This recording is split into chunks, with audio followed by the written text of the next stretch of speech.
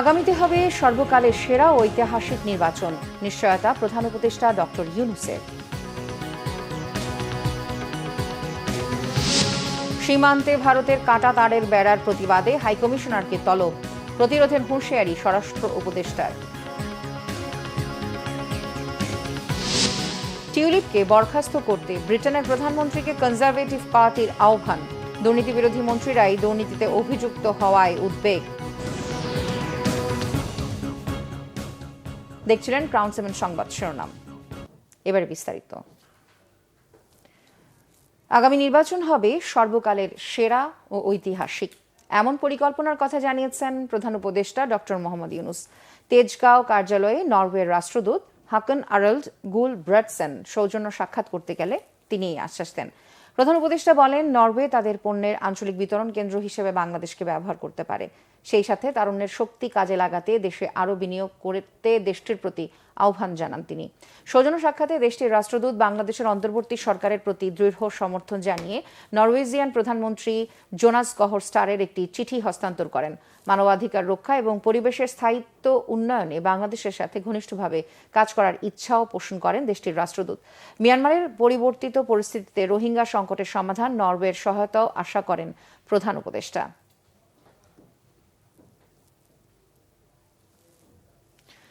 ভারতকে বাংলাদেশের ভূখণ্ড দখল করতে দেওয়া হবে না, যেখানে চেষ্টা সেখানেই কঠোর প্রতিরোধ গড়ে তোলার হুঁশিয়ারি দিলেন স্বরাষ্ট্র উপদেষ্টা অবসরপ্রাপ্ত লেফটেন্যান্ট জেনারেল জাহাঙ্গীর আলম চৌধুরী। এদিকে ঢাকায় নিযুক্ত ভারতীয় হাইকমিশনারকে পররাষ্ট্র মন্ত্রণালয়ে তলব করা হচ্ছে। বিকেল 3:45টার দিকে প্রণয় ভার্মা মন্ত্রণালয়ে হাজির হন। এর আগে সচিবালয়ের ব্রিফিংয়ে স্বরাষ্ট্র উপদেষ্টা সীমান্তে ভারতের যে কোনো কর্মকাণ্ডের বিরুদ্ধে হুঁশিয়ারি উচ্চারণ করেন। স্বরাষ্ট্র উপদেষ্টা বলেন, আওয়ামী লীগ সরকার ভারতকে সীমান্তে অসম সুবিধা দিয়ে চুক্তি করেছে, যার সুযোগ নিচ্ছে দেশটি। সমস্যা সমাধানে আগামী মাসে বিএসএফ বিজিবি মহাপরিচালক পর্যায়ের বৈঠক হবে। সীমান্তে শক্তি বাড়ানো হচ্ছে বলে জানান তিনি। বাংলাদেশের 1 ইঞ্চি জমিও ছাড় দেওয়া হবে না। বাংলাদেশ ভারত সীমান্তে 4156 কিলোমিটারের মধ্যে ভারত 3271 কিলোমিটার তার কাঁটা তারের বেড়া দিয়েছে বলেও জানান জাহাঙ্গীর আলম চৌধুরী। খুব শক্ত অবস্থান নেওয়ায় তারা এই জায়গা থেকে কাজ বন্ধ করতে বাধ্য হয়েছে। কিন্তু এখানে একটা বড় সমস্যা হয়েছে, যেহেতু আগের সরকার এখানে কিছু কিছু জায়গায় তারা ইন রাইটেন তারা লিখিত দিয়ে গেছে, এই জায়গায় এটা করতে পারবা, এই জায়গায় এটা করতে পারবা, বাট যেগুলি তাদের দেওয়াটা উচিত হয় নাই।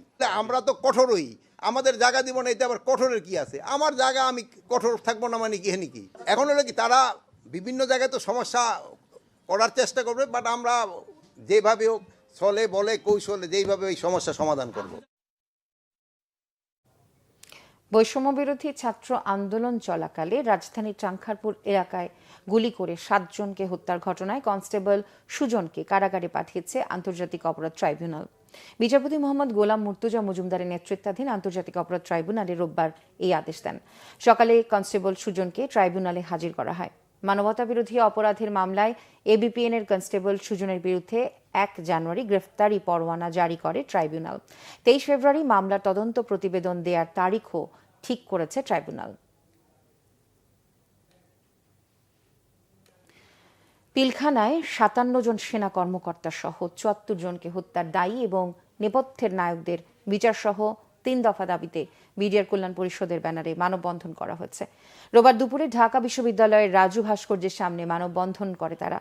অন্য দাবিগুলো হলো সকল নির্দোষ বিডিআর সদস্যদের মুক্তি এবং প্রহসনের 18 স্পেশাল কোর্টের মাধ্যমে গণহারে গ্রেপ্তার করে যাদেরকে অন্যায়ভাবে চাকরিচ্যুত করা হয়েছে তাদের সবাইকে সরকারি সকল সুযোগ সুবিধা সহ চাকরিতে পুনর্বহাল করা এবং তদন্ত কমিশনকে স্বাধীন, নিরপেক্ষ ও নির্ভয়ে কাজ করার জন্য প্রজ্ঞাপনে উল্লেখিত 2 ধারা অবশ্যই বাদ দিতে হবে। মানববন্ধনে বলা হয়, এসব দাবিসমূহ 18 কোটি মানুষের দাবি, সুশীল সমাজের দাবি। এই দাবি সর্বস্তরের ছাত্র জনতার দাবি আদায়ে সহযোগিতার মাধ্যমে জাতিকে কলঙ্কমুক্ত করার আহ্বান জানানো হয় মানববন্ধন থেকে। অন্তর্বর্তী সরকার গণমাধ্যমের স্বাধীনতা খর্ব করেনি এবং করবেও না, জানিয়েছেন প্রধান উপদেষ্টার প্রেস সচিব শফিকুল আলম। তিনি বলেন, গণতন্ত্রকে প্রাতিষ্ঠানিক রূপ দিতে হলে সবার আগে গণমাধ্যমকে স্বাধীন করতে হবে। রাজধানীর একটি হোটেলে ডেভেলপমেন্ট মিডিয়া ফোরামের উদ্বোধনী অনুষ্ঠানে তিনি এসব কথা বলেন। এ সময় বাংলাদেশের 215টি গ্রিন ফ্যাক্টরি কি সত্যি আন্তর্জাতিক মানদণ্ডে নির্মিত কিনা এ বিষয়ে প্রশ্ন তোলেন প্রেস সচিব। বলেন, উন্নয়ন সাংবাদিকতা মানে প্রকল্পের বন্দনা নয়। অনুষ্ঠানে বক্তারা বলেন, গত 15 বছরে সরকারের উন্নয়ন কর্মকাণ্ড প্রচার করাই ছিল উন্নয়ন সাংবাদিকতা, কিন্তু সেই উন্নয়নের সমালোচনার সুযোগ ছিল না। এখন অবস্থার পরিবর্তন হচ্ছে, তাই উন্নয়ন সাংবাদিকতায় অনুসন্ধান এবং কাঙ্ক্ষিত তথ্য যুক্ত করতে হবে। গণমাধ্যমগুলোকে আগের অবস্থান থেকে সরে এসে ভূমিকা রাখতে হবে। অনুষ্ঠানে ডেভেলপমেন্ট মিডিয়া ফোরামের লোগো উন্মোচন করা হয়। এই ফোরামের মাধ্যমে সাংবাদিক এবং উন্নয়ন কর্মীদের মধ্যে সংযোগ স্থাপন করা হবে। এছাড়াও পেশাগত দক্ষতা উন্নয়নে সাংবাদিকদের প্রশিক্ষণের ব্যবস্থা করা হবে।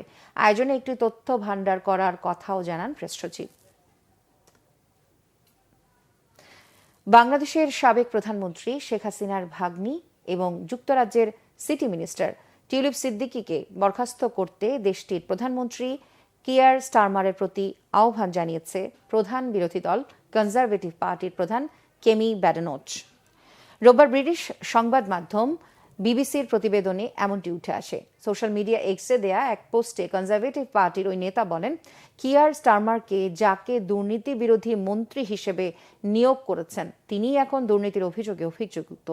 টিউলিপ সিদ্দিকির কারণে যুক্তরাজ্য সরকার তাদের নিজেদের তৈরি আর্থিক সমস্যার সমাধানে মনোনিবেশ করতে পারছেন না বলেও অভিযোগ করেন কেমি ব্যাডেনোচ। প্রধানমন্ত্রী কিয়ারকে ইঙ্গিত করে কেমি বলেন, টিউলিপ সিদ্দিকিকে বরখাস্ত করার সময় এসেছে। বিবিসির প্রতিবেদনে বলা হয়, টিউলিপকে নিয়ে বাংলাদেশের অন্তর্বর্তীকালীন সরকারের প্রধান উপদেষ্টা ডক্টর মোহাম্মদ ইউনূসের মন্তব্যের পরই কনজারভেটিভ পার্টির নেতা কেমি ব্যাডেনোচ এই মন্তব্য করেন। প্রধান উপদেষ্টা ডক্টর মোহাম্মদ ইউনূস সম্প্রতি সানডে টাইমসকে বলেছিলেন, টিউলিপ সিদ্দিকীকে তার খালা শেখ হাসিনার ঘনিষ্ঠদের দেয়া লন্ডনের সম্পত্তিতে বসবাস করার বিষয়ে ক্ষমা চাওয়া উচিত। পোশাক খাতে মালিক শ্রমিকদের মধ্যে আলোচনার ঘাটতির অভাবেই শ্রমিকরা আন্দোলনের নামে কথায় কথায় রাস্তায় নেমে যাচ্ছেন। কথিত শ্রমিক নেতারাও অনেক সময় সমস্যার সমাধানে কাজ করছে অন্তরায় হিসেবে। Centre for Policy Dialogue CPD আয়োজিত আলোচনায় এসব বলেন বক্তারা। রাজধানীতে সিপিডি কার্যালয়ে শ্রমিকদের জীবনমান, কর্মপরিবেশ ও অধিকার সংক্রান্ত সংস্কার উদ্যোগ শীর্ষক সেমিনারে বক্তারা আরও বলেন, পোশাক খাতে অস্থিরতার জন্য বেতনের বিষয় সবচেয়ে বেশি দায়ী। তাই এটি পোশাক মালিকরা নিশ্চিত করতে পারলে অধিকাংশ সমস্যার সমাধান হয়ে যায়। পোশাক কারখানায় শ্রমিকরা যথাযথ মর্যাদা পাচ্ছে না বলেও মনে করেন আলোচকরা। তারা বলেন, কারখানা পর্যায়ে প্রযুক্তি প্রবেশের কারণে নারী শ্রমিকরা কমে যাচ্ছে। এজন্য শ্রমিকদের দক্ষতা বৃদ্ধিতে কাজ করা জরুরি। বর্তমানের 42টি খাত ন্যূনতম মজুরি আওতায় আছে, আরও 142টি খাত অন্তর্ভুক্ত হবার সুযোগ আছে বলছে সিপিটি। ক্রিকেট।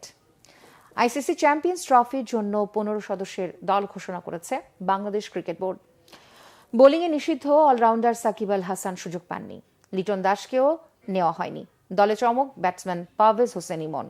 সুযোগ পেয়েছেন পেসার নাহিদ রানা। তামিমকে মিস করবে বিসিবি বলেছেন প্রধান নির্বাচক গাজী আশরাফ হোসেন লিপু।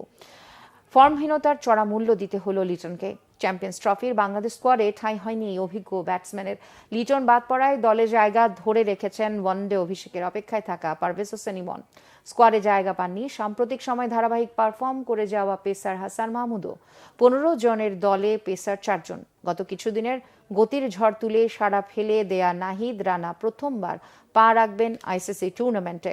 পারিবারিক কারণে সবশেষ সিরিজ না থাকা পেসার মোস্তাফিজুর রহমান সঙ্গী হবেন তাসকিন আহমেদের। বোলিংয়ে নিষিদ্ধ থাকা সাকিব আল হাসান অনুমিতভাবেই জায়গা হারিয়েছেন। সবশেষ সিরিজে চোটের কারণে না থাকা অধিনায়ক নাজমুল হোসেন শান্ত, মুশফিকুর রহিম ও তাওহিদ হৃদয়ের ফেরা নিশ্চিতই ছিল। চোটের কারণে চলতি বিপিএলে এখনও খেলতে না পারা সৌম্য সরকারও আছেন। সবশেষ সিরিজের দল থেকে লিটন ও হাসান মাহমুদ ছাড়াও বাদ পড়েছেন আফিফ হোসেন ও শরীফুল ইসলাম। রান করতে হবে। আমাদের তো টপ অর্ডার নিয়ে আমরা ব্যাটিং সংখ্যায় আছি, এটা কিন্তু অস্বীকার করলে হবে না বেশ কিছুদিন ধরে। তো সেক্ষেত্রে নিশ্চিতভাবে একটা আউট অফ ফর্ম ব্যাটসম্যানকে ক্যারি করাটা আমরা যৌক্তিক মনে করিনি। সাকিবের ব্যাপারটা ভিন্ন। সাকিব একটা তার অ্যাকশন নিয়ে একটা ঝামেলায় ছিলেন। এটা অত্যন্ত প্রশংসনীয় একটা অ্যাচিভমেন্ট হবে যদি আমরা রিয়েলি এই উত্তীর্ণ হয়ে পরবর্তী পর্যায়ে যেতে পারি এই প্রাথমিক পর্যায় থেকে। But is huge challenging. But ওই চ্যালেঞ্জ নেওয়ার মতো একটা পর্যায়ে বাংলাদেশ ওয়ানডে দলটা আছে, সেটা বলেও আমি বিশ্বাস রাখি। এই ছিল এখনকার মতো। পরের সংবাদ সন্ধ্যা 6টায়, এর আগে 5টায় রয়েছে নিউজ টপ 10। এছাড়া বাংলাভিশন সংবাদ ও সংবাদ সংশ্লিষ্ট অনুষ্ঠান দেখতে ভিজিট করুন www.bbnews24.com ও facebook.com/banglavisionnews এবং সাবস্ক্রাইব করুন youtube.com/banglavisionnews। এতক্ষণ সাথে থাকার জন্য ধন্যবাদ সবাইকে।